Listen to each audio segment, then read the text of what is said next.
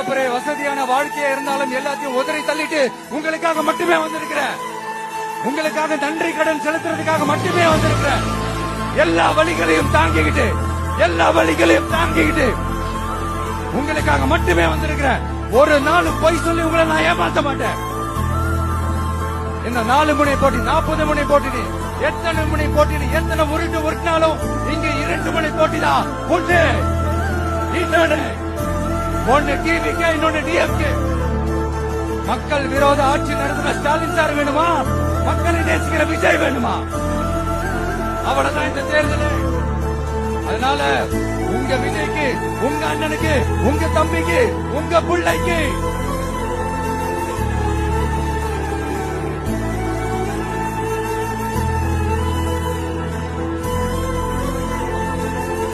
ஒரே ஒரு வாய்ப்பு கொடுங்க.